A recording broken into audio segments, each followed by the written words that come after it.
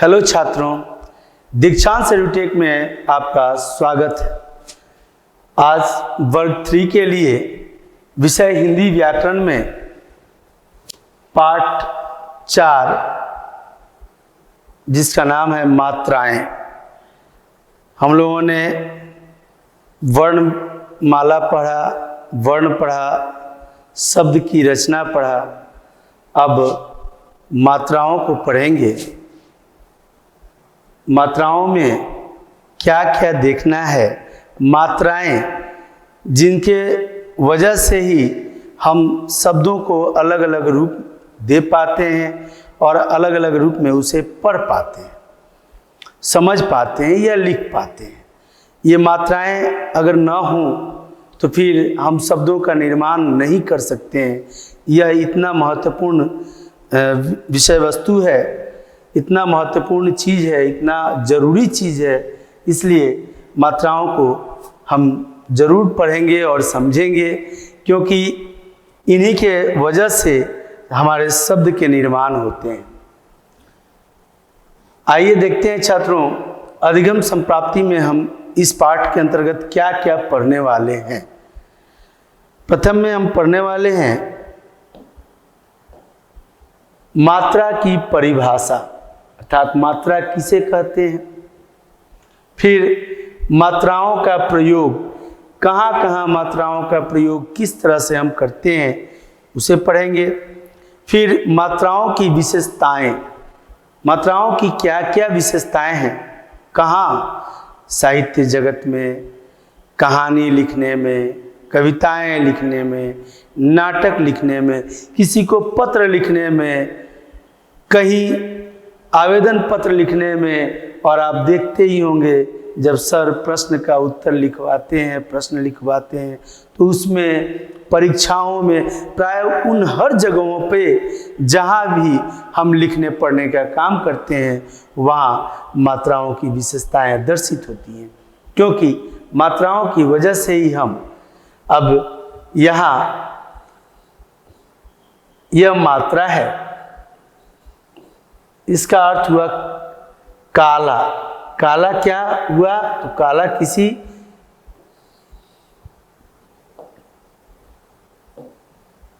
काला,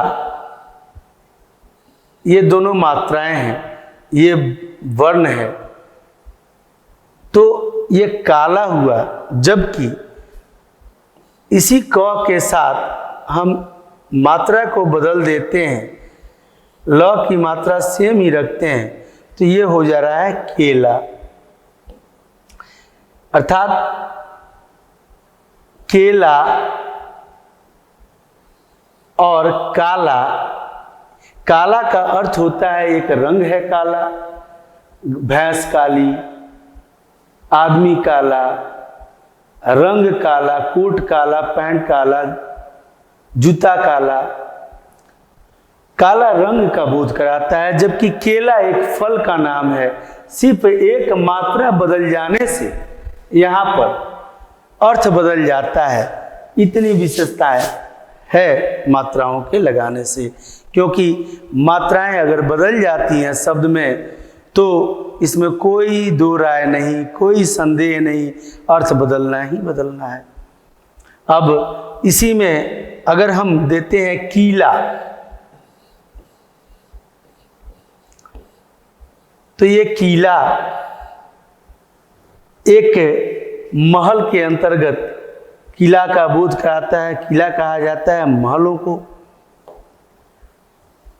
और इसी में अगर इस छोटी ई के जगह पर अगर बड़ी ई की मात्रा लगा देते हैं तो यह हो जा रहा है कीला। इस कीला का अर्थ हो गया कांटी,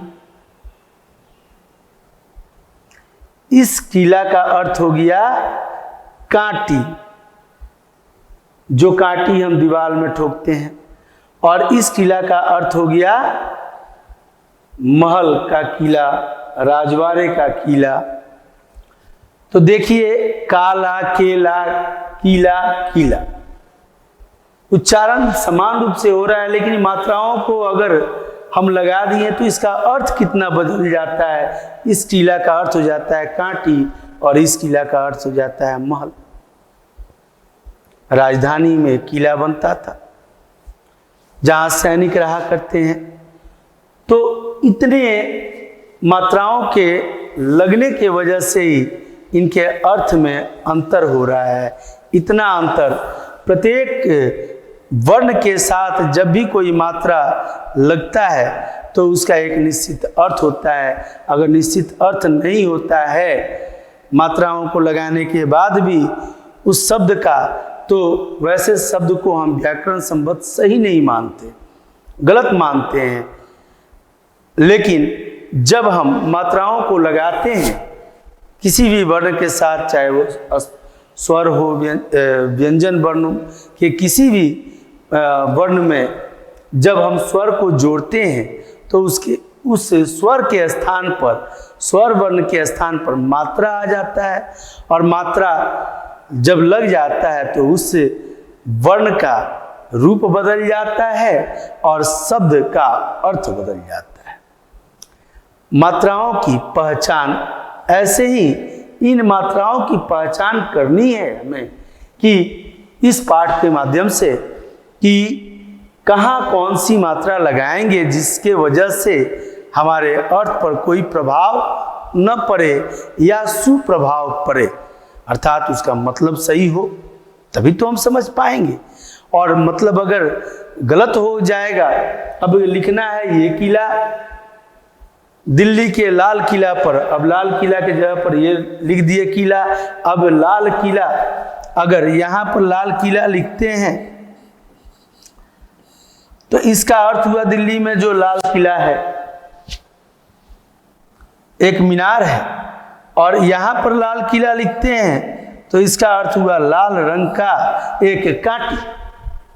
तो कितना अर्थ बदल जाता है। और इन अर्थ को न बदलते हुए उचित जगह पर इस उद्देश्य की पूर्ति के लिए कि उस मात्रा को इस तरह से हम लगाएं कि वहाँ पर उसके शब्द के अर्थ में कोई परिवर्तन न हो, तो हमें मात्राओं की पहचान आवश्यक होगी, जरूरी होगी। फिर अंतिम पंक्ति, अंतिम पॉइंट है मात्राओं को व्यंजनों के साथ लगाने के नियम। मात्राओं को व्यंजनों के साथ लगाने के क्या क्या नियम हैं, अर्थात ये सभी व्यंजन हैं, इनके साथ मात्राएं लगी हुई हैं, तो इन मात्राओं को लगाने का क्या क्या नियम है, इन सभी बातों पर हम चर्चा करने वाले हैं आज की इस क्लास में। आइए छात्रों, आरंभ करते हैं। मात्राएं क्या हैं, तो देखिएगा छात्रों थोड़ा ध्यानपूर्वक। कल छुट्टी थी,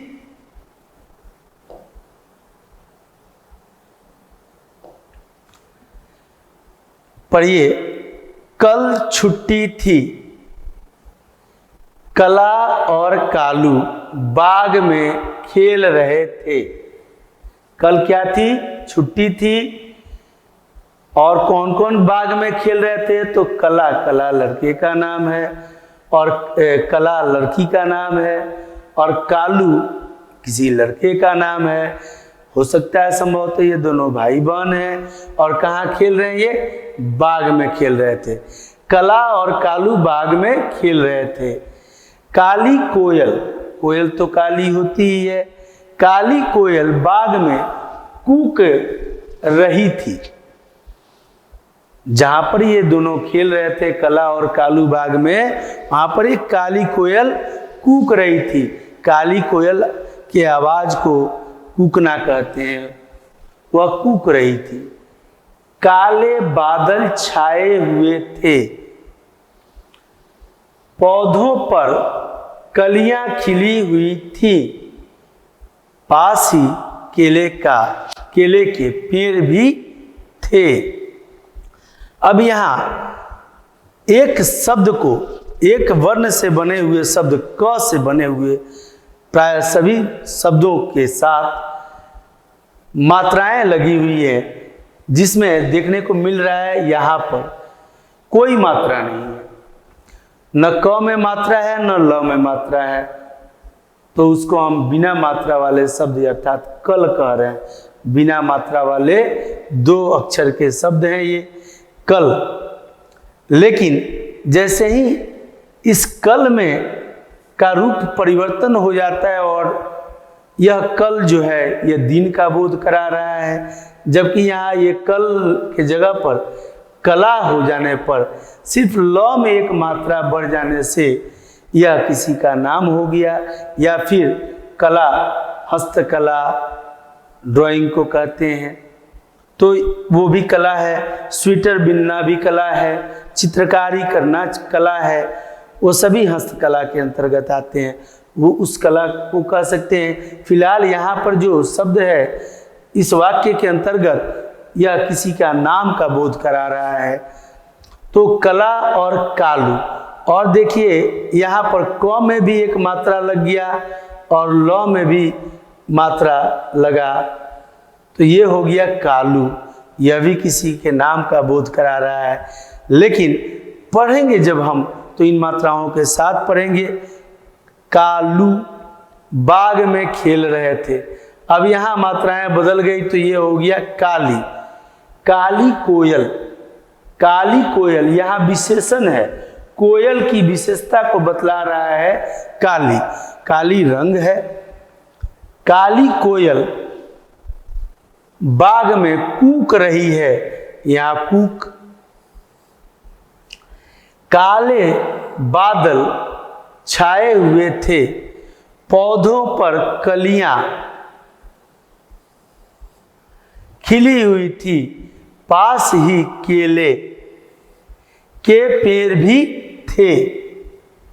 अब देखिए कल, कला, कालू, काली, कूक, काले, कलियां, केले, सभी में 2 ही वर्ण लगे हुए हैं, 2 ही वर्ण से बने हुए ये सभी शब्द हैं, क और ल। लेकिन कल, कला, कालू, काली, कूक, काले, कलियां, केले, इन सब का उच्चारण भी अलग अलग हो रहा है और अर्थ भी अलग अलग हो रहा है, जबकि सभी में 2 वर्ण लगे हैं, क और ल। ये उच्चारण अलग होने का कारण क्या है? मात्राओं का लगना। यह इसके अर्थ में परिवर्तन का कारण क्या है? मात्राओं का लगना। अर्थात वर्ण तो 52 हैं वर्णमाला में, लेकिन इन 52 वर्णों में 10 मात्राएं जो होती हैं, कुल मात्राओं की संख्या है 10। कौन कौन सी मात्राएं हैं 10? तो अ, आ, छोटी, बड़ी, छोटा ऊ, बड़ा ऊ, री, ए, ओ तथा औ, यह कुल 10 हैं मात्राएं, जिसमें अ की कोई अपनी मात्रा चिन्ह नहीं होती। 11 स्वर वर्ण, 11 स्वर वर्ण में अ की जब कोई मात्रा चिन्ह नहीं होती तो बचे 10 स्वर। 10 स्वरों की मात्राएं होती हैं, मात्रा चिन्ह होते हैं, जिनका प्रयोग हम जब व्यंजनों से शब्द बना रहे होते हैं तो व्यंजनों के साथ संलग्न करके, जोड़ करके हम लिखते हैं। मात्रा कहते किसे हैं? स्वरों के जो चिन्ह व्यंजनों के साथ लगाए जाते हैं, स्वरों के जो चिन्ह, ये जो चिन्ह है ये व्यंजनों के साथ जब लगाए जा रहे हैं, ये चिन्ह है, ये चिन्ह है, यहाँ चिन्ह है, यहाँ है, यहाँ चिन्ह है, ये जो व्यंजनों के साथ लगाए जा रहे हैं, लगाए जाते हैं, उन्हें मात्रा कहा जाता है। मात्रा किसे कहा जाता है या मात्रा किसे कहते हैं या मात्रा से आप क्या समझते हैं? इन सभी सवालों के जवाब एक ही होंगे। स्वरों के जो चिन्ह व्यंजनों के साथ लगाए जाते हैं उन्हें मात्रा कहते हैं। स्वरों के चिन्ह जो व्यंजनों के साथ लगाए जाते हैं उन्हें मात्रा कहते हैं या मात्रा कहा जाता है। अब मात्राओं की विशेषताएं क्या क्या हैं तो देख रहे हैं छात्रों। मात्रा लगाने से शब्द का रूप बदल जाता है। ये बदल गया ना रूप, सबका रूप बदल गया। मात्रा लगाने से शब्द का अर्थ बदल जाता है और सब में 2 ही अक्षर हैं, फिर भी इनके अर्थ बदल गए। यह अर्थ किसके वजह से बदल गए? मात्रा के वजह से। अ स्वर की कोई मात्रा चिन्ह नहीं होती, और अ स्वर की कोई मात्रा चिन्ह नहीं होती। जैसा कि हम लोगों ने अभी समझा कि कुल कितने स्वर वर्ण है?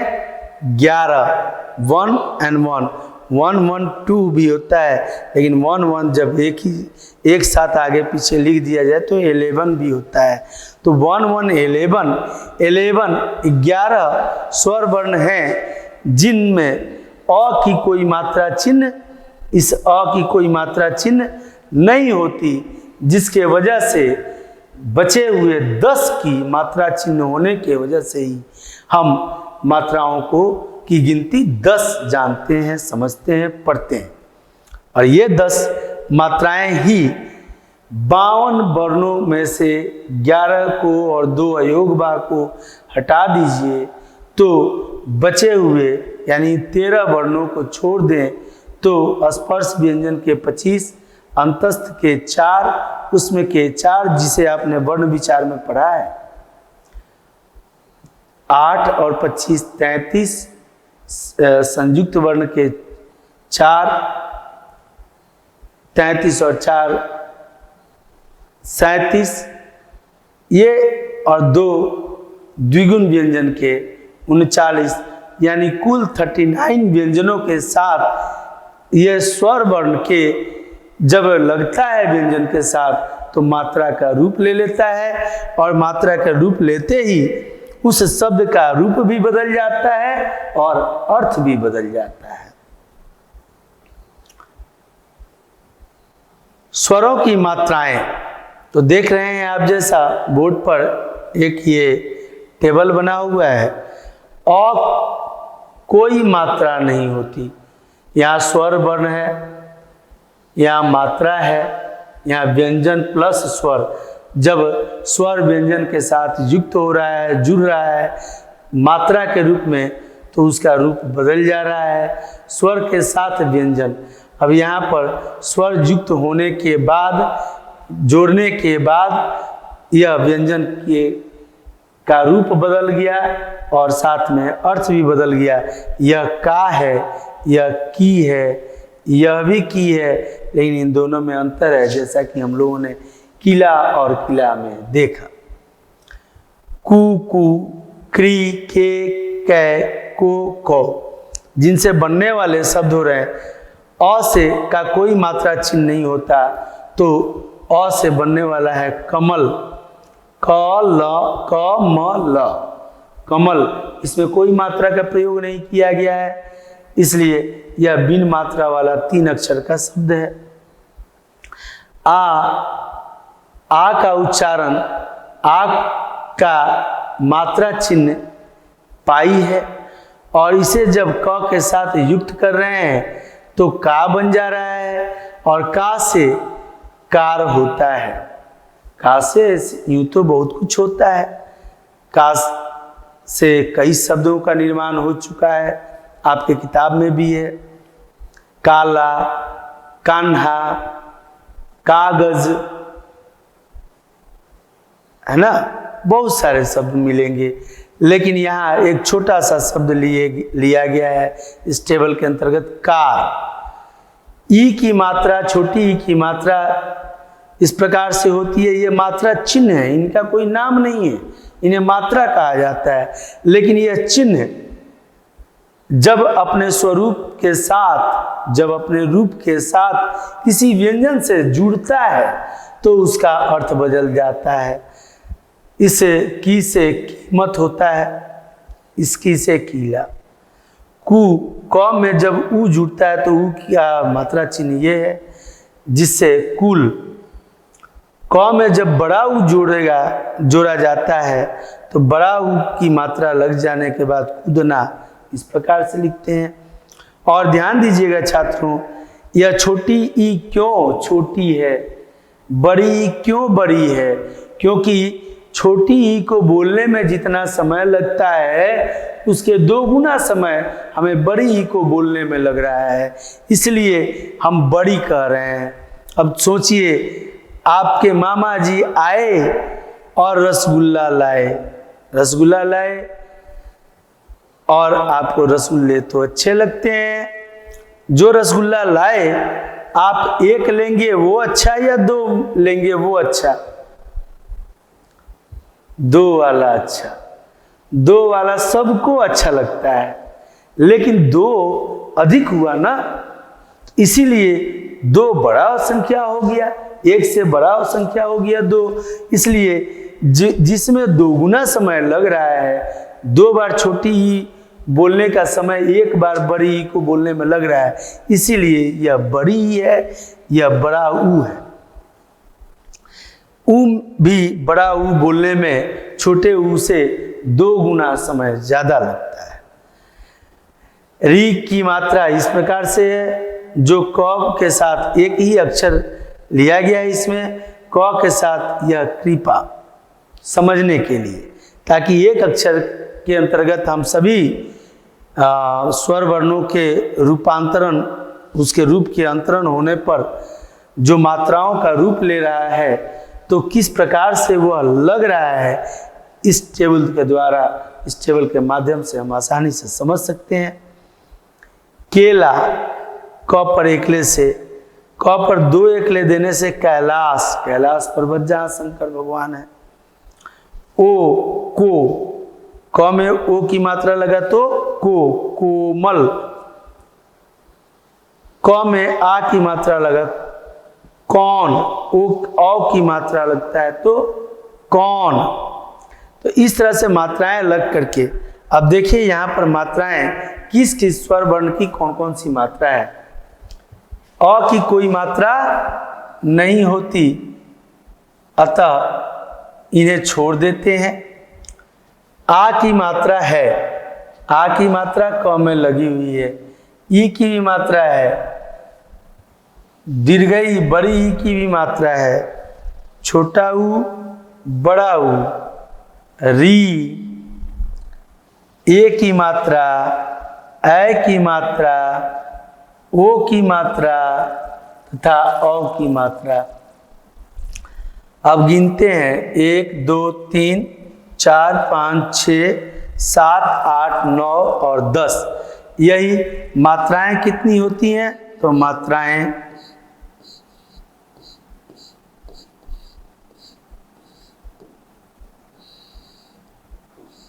कुल कितनी होती हैं? 10।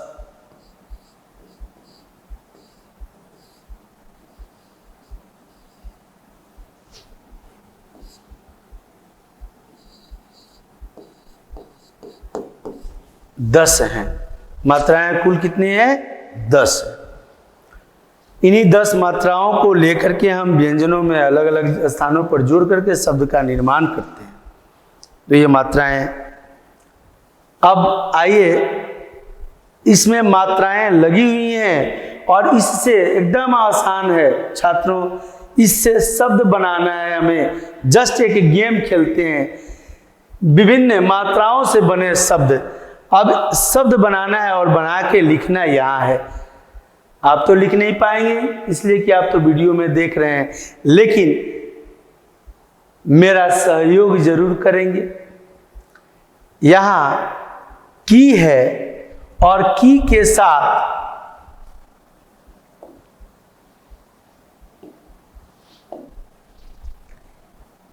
क के साथ ल जुड़ रहा है, ला। ल में एक मात्रा दिया हुआ है, आ की मात्रा। यह किसकी मात्रा है? आ की मात्रा है। आ की मात्रा कैसी होती है? पाई वाली होती है। तो यह ल के साथ आ की मात्रा लगा दी गई तो ला हो गया। अब यह क के साथ ला लगा हुआ है, तो इससे बनने वाला शब्द कैसे बनेगा? क्या बनेगा? तो कला, क जोर ला। इसी तरह से का के साथ जब जोड़ जुड़ेगा ला तो क्या हो जाएगा? काला। क्या हो जाएगा? क में आ की मात्रा का, ल में आ की मात्रा ला, काला। फिर जब इस छोटी सी की के साथ ला जुड़ेगा तो अभी अभी थोड़े समय पहले हम लोगों ने पढ़ा, यह बन जाएगा कीला। फिर इस टी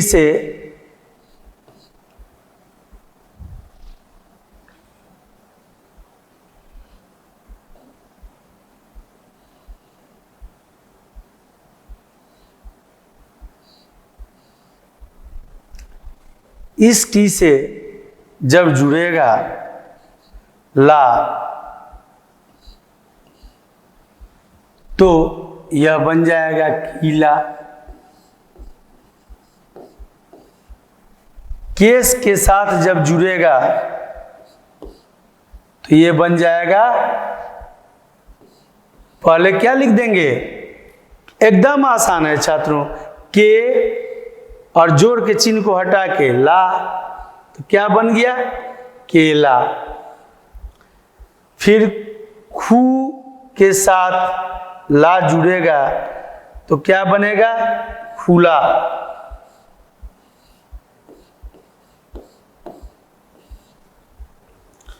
भू के साथ ला जुड़ेगा, ये बड़ी ऊ की मात्रा है इसमें, तो भू के साथ जब बड़ी ई की मात्रा के साथ ला जुड़ेगा तो इससे बनने वाला शब्द हो जाएगा भूला।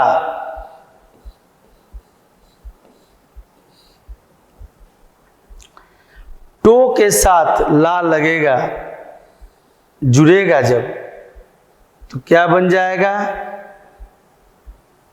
टोला। मोहल्ले को टोला कहते हैं, टोला। ख के साथ ला जुड़ेगा तो क्या बन जाएगा शब्द, खौ ला। वेरी गुड, खौ ला, खौला। इसी तरह से मैं के साथ ला जुड़ेगा तो क्या हो जाएगा, मैला, मैं ला, मैला। इसी तरह से ली के साथ ला जुड़ेगा तो क्या हो जाएगा, लीला। रामलीला, कृष्ण लीला,